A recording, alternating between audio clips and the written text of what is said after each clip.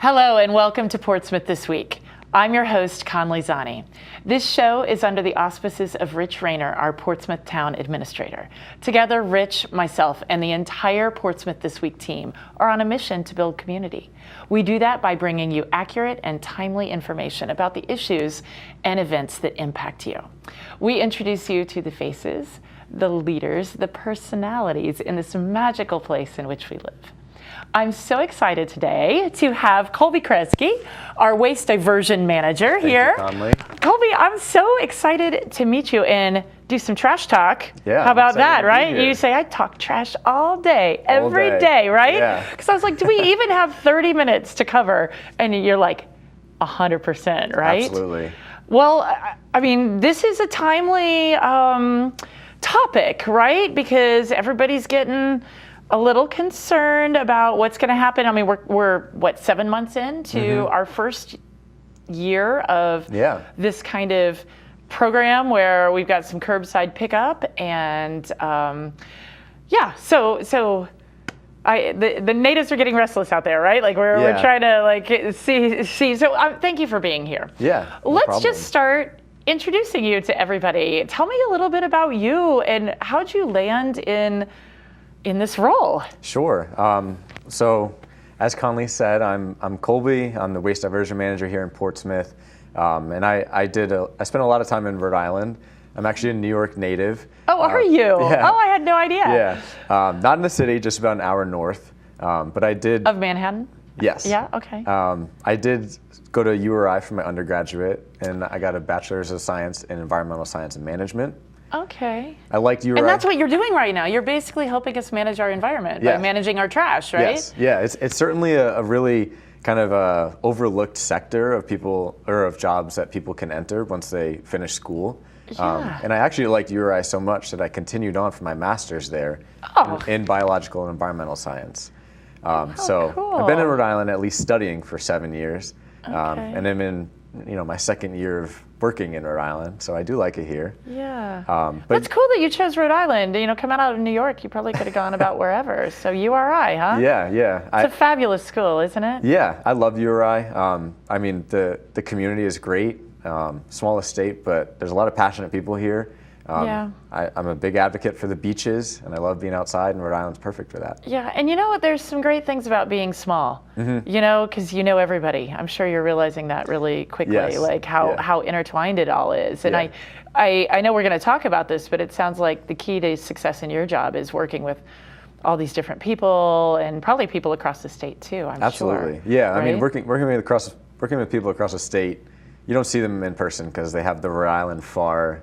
I can't drive more than 15 minutes. Oh yeah, it's really hard to go off this island, right? But I certainly talk to people over the phone and email all the time. But yeah, one of the biggest components of my job is working with people, and I really do enjoy being able to speak with people. One of the biggest things that I really enjoy is, somebody comes to me with a problem, and I'm in a position where I can either facilitate a solution or I can directly help them.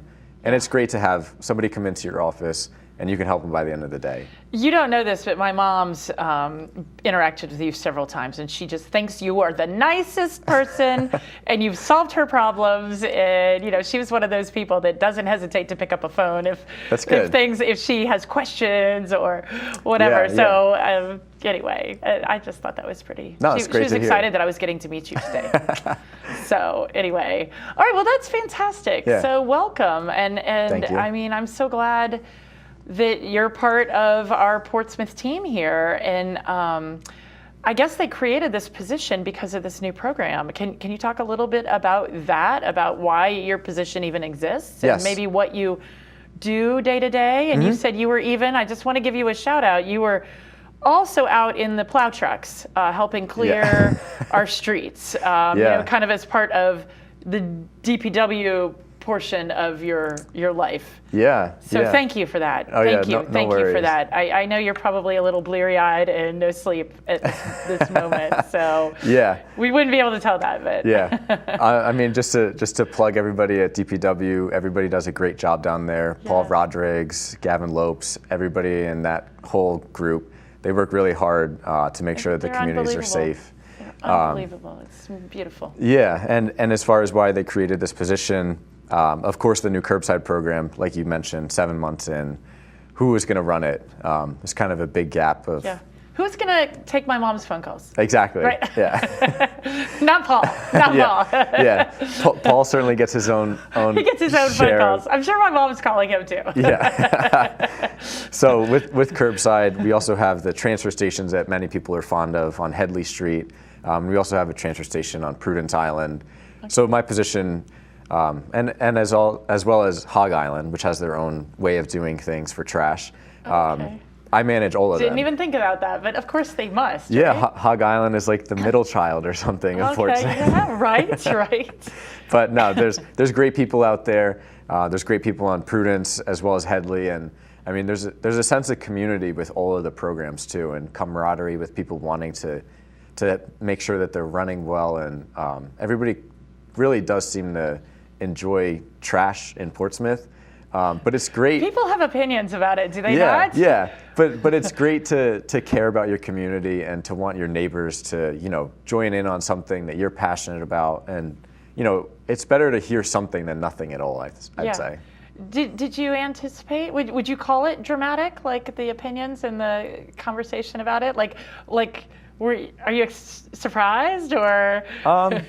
I'm a little surprised. I certainly knew in my interview that there was some sense of, you're going to have to deal with some difficult questions. People might ask you obscure things, and you're going to have to kind of handle things on the fly.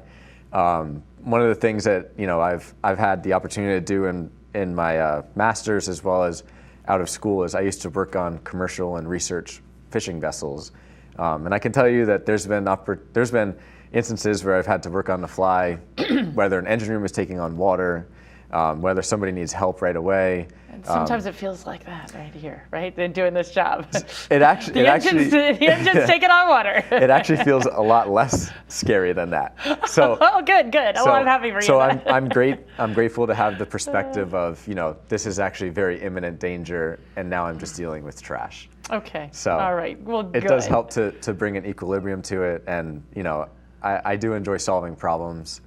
So this is a great role for what I like to do. Okay. All right. So you're managing these different transfer stations and then this curbside program. Mm-hmm. Let's talk a little bit, for our listeners out there that have no idea what the curbside program is about, can you kind of give everybody a rundown and maybe a plug as to why one might choose to be part of it? Sure. So the curbside program started in July of this past year. Yeah. And it's a 12-month program. It allows residents to just dispose of solid waste and recycling at their house via trash and recycling carts. And the alternative would be what? The alternative would be going to the transfer station on Headley, which requires you to put trash and recycling in your car. Yeah. Maybe taking a detour on the way to work to drop it off. But there's also opportunity to get rid of diversion items there, such as couches or any construction material that you may have. Okay. So there's opportunities in each of the programs. Yeah. It just kind of is which best fits your life or your family's needs. Yeah. And do you have a sense for people that aren't choosing either of those options, what they might be doing with their trash? Yeah. If you had to make some guesses, or maybe you have some evidence, or what does, Certainly. are people throwing it in the river? What's going on? I really hope not. Well, I hope not too. Because I want to go swimming this summer. But no, so I think for people that aren't enrolled in either. I'm just teasing, No, I know. For those that aren't enrolled in either, they certainly accounted for people that may take their trash and recyclables to work. There's a lot of employers that allow their employees to do that. And as we know, Aquidneck is full of restaurants and small businesses that people have the opportunity to do so. Yeah. The other kind of culprit, if you will, or missing piece of the puzzle would be that people are sharing totes or something like that. Yeah. And where you live up in Common Fence Point, Island Park, Yeah. That area is definitely, it's really close-knit. So one neighbor's doing a favor for another neighbor. Yeah. Really easily, right? Yeah. Definitely. Yeah. Maybe they're throwing them some money or something. We don't know. We are certainly speculating. Yeah. But we can't exactly police every single resident's action, and we definitely don't want to. Well, no. I mean, you don't want to even be in a position to be telling anybody nobody likes to be told what to do, right? Yeah. And I'm sure there are some people that are resisting the curbside because they're like, you're not going to tell me what to do with my trash. I chose this vendor long ago, and Absolutely. Right? So you get that. You get a little of that, I'm sure. And one of the biggest things I think that kind of led to the start of the curbside program was, we're going to sign with one vendor. It's going to allow for reduced traffic on roads. They're working through your neighborhood one day a week. A lot of people are happier that they don't have, different vendors coming through 3-4 times a week. Yeah. And then the price point. The price point is very good. Should have gone down for most people. It certainly did for me. I think I was with Waste Management a year ago, and I must have been paying, I think, over $1,000 a year, possibly. Right? Yeah. So now, what is it? 460 for the year. Right. So it's a screaming deal from my perspective. I guess Yes. some people are just like, don't tell me what to do or who to go with. Yeah. Or I don't like, is it Mega? Mega. Mega. Yes. Mega, sorry. Didn't know that. Okay, Mega. I don't know. It's just, sometimes money talks and sometimes it doesn't. I don't know. Yeah, I mean, certainly I heard the stories of people paying, upwards of $2,000 a year for service. Yeah. And the 460 right now is a great price point. Even currently, there are other vendors that service for very similar rates, but they do not even include recycling or yard waste pickups, which Mega provides us. Yeah. So, but other vendors cannot operate in Portsmouth right now, correct? Correct. Like, this is the deal. Like, we've chosen, and, Yes. and this is our provider. Okay. All right. Well, cool. So let's talk about what's going on. So this 460 price point was because we were expecting, to the best of our knowledge, that about 4,000 families or homes would sign up, but we're not quite there yet. No, we're definitely at a shortage of that number. Okay, do you know how many? Like, I mean, is it a little shortage, or is it like, oh my God, shortage? It's approximately 800 households. So right now we're at 3,200. That we're missing? Yes. Okay, Yes. all right. So we're at 3,200. Yes. So 800 haven't come on board yet. But I do want to tell our viewers, I mean, we're just starting this program. Yes. So possibly we need to be celebrating. I mean, maybe you're not. Maybe everybody's freaking out because they're like, what's going to happen? But there are some people that probably missed the sign up, right? And they're just waiting and doing whatever with their trash right now. And then when it comes around again, and now that things are settling, right, we need to find some sort of equilibrium. Do you like that word? I feel like I've heard that you say that. You're like, let's get to an equilibrium first, folks. Yeah, so me being kind of in school for so long, I'm kind of trained as a scientist.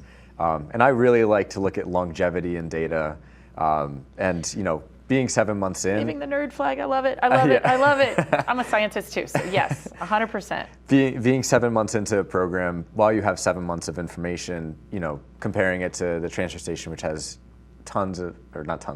but many years of information. Yeah. It's a different picture. You're looking at very different statistics in them. And with signups, there's going to be an equilibrium. Whether you hit an under and over on the estimate, there's going to be a correction. Just like anything, whenever you set a price point based on a static number, it's going to correct itself. And would there possibly even be a world that if more people came on board, that the price point could possibly lower? Absolutely. Yeah. Okay. So one of the things that we're looking at right now is we're incurring the cost of the bins. So they are the town's property, but we do have to pay upfront the value of the bins. And after about 5 years, they'll be paid off, and we're going to see a reduction in the price then. Oh, just simply because we're not buying new bins. Yes. Okay. So that's Although something. Maybe to in look 5 for. years we're going to need new bins. I don't know. I'm a little brutal on my bins. The bins, they actually they have a lifespan of about 10 to 15 years. Do they? Yes. Oh my goodness. Sometimes I feel like these trucks get a little aggressive with the bins. They definitely are. It's almost like they're throwing them across the street or something sometimes. We've had some conversations with Mega as well as their drivers, just being cognizant of where they are. making sure that they're placed down gently. We know that they operate on a very efficient schedule. And it's a matter of finding, again, that equilibrium. I love that. You're so PC. You're like, they're very efficient. they, I love it. You're learning your job well, Colby. They truly are. I mean, I speak with some of their operations supervisors who manage the drivers every single day. Yeah. And I talk with him, Mike. He's a great guy over at MEGA. I know that he's actually reached out to residents. He's given them their phone numbers. If they have problems, reach out to him if you want. Okay. He's You're great. Just in a problem-solving job. That's what you do. Yeah. I help to facilitate a lot of it. But no, the MEGA has been great. I hear a lot of positive feedback. I also hear negative feedback. But okay, give me some examples of both. What do people love?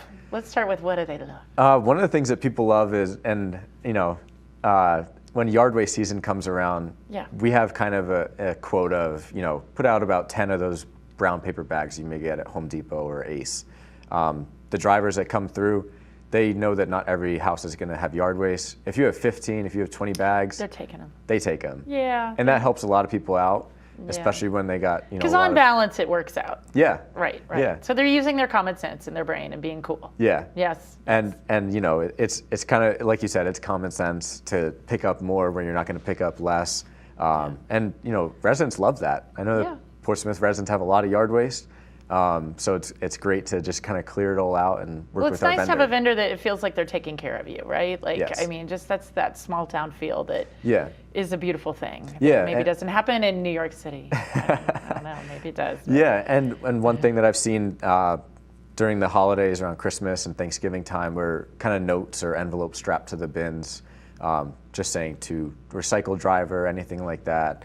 And I always make sure to send a picture and send it to them, make sure that they get there and pick up the note instead of not looking at inspecting if there's an envelope taped to it or anything. So it's nice to see residents actually also saying, if there's just a card that says thank you or a Dunkin' Donuts gift card, it's always nice to see. Yeah. Oh, that's beautiful. Yeah. Okay. All right. So positive things. So what are the things you hear that are frustrations? Yeah, I think some of the frustrations are really when it comes to missed pickups. There's definitely some missed pickups that have occurred, especially in the beginning of the program when MEGA was getting their footing, learning the routes, learning the roads, and I mean every house has a different system of putting their bin on the curb. But a month and a half in, everything was very good. Yeah. And it's gotten better every week, really. Yeah. So it's great to see that. I do see a lot of the missed pickups that come in, and I immediately contact the team with MEGA. And is it because of MEGA, or is it kind of user error of the household? Like, oh, I didn't wake up in time, or I didn't get it out. Like what? You would be surprised at how many there are with some user error. And it's great to know that MEGA, their trucks are equipped with 10 to 12 cameras. So they can pull footage from an exact day and time of when they were at a residence and let me know what is going on. Oh, so that's good to know. Like before I call and complain to you, I better make sure it's legit. Yeah, but even still, MEGA's great about if there's a missed pickup. I wish you could just tell stories, or maybe they could tell stories. I mean, we won't take our time, but I bet there are some funny things that people see. There are, Dude, really? Yeah. So, I mean, there's been times where, we have a holiday week or something. Yeah. And people are like, we have it posted online, and when you sign up, there's a holiday schedule. Yeah, the schedule changes. And there's people that run out to the curb with their bin and, screaming down, waving down the driver.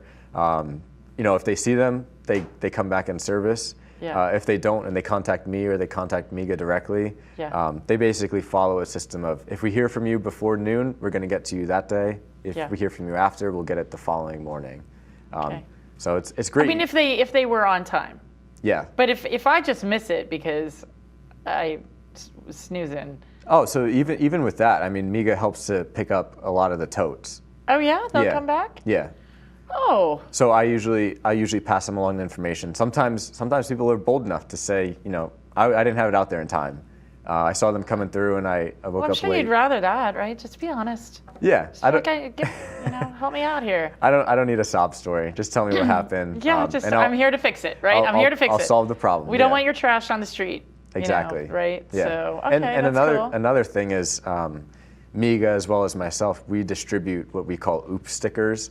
You may have seen them around Portsmouth. They're these bright orange stickers that just say oops, and it says, I had included this item in my recycling bin, and it's either a plastic bag, it's a basketball or something, which actually results in a contaminated recycling load at the landfill. Okay. So I hear a lot of the residents complain to me saying, hey, I got this oops sticker.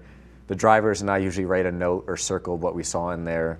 Oh, so it's Miga is telling a resident that they put some stuff in there that they shouldn't have. Yes. So I told you I want you to quiz me a little. I want you to ask, so basketball.